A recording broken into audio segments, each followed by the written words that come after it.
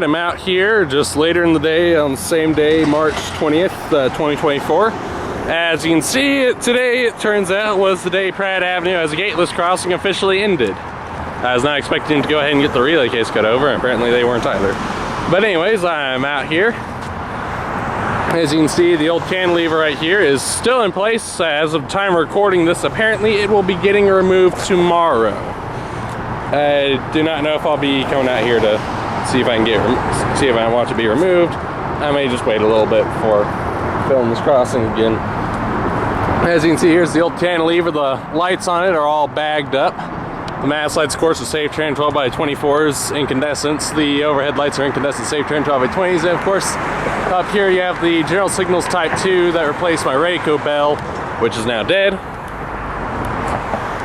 As you can see, the new signals on this side, the new mast signals on this side, have had the lights unbagged from them as a result of the relay case being cut over, as I'll show shortly. So yeah, this one here's the close up the front lights. I can see they all have GE uniform look LEDs. Then you got the Rico, I believe they're LED gate lights on this signal now. Of course, that bell is indeed a GS Type 3, as I confirmed. And of course, I'm gonna hop over to here real fast. Here we got the median signal. As you can see, it's also had its lights all unbagged. They're all facing forward now. I'll come back out here once I see the cantilever's been removed and get one final update video. But here's the rear lights. And this signal, which was the most complete out of all of them because it was actively being used, has also had its gate arm attached, and now has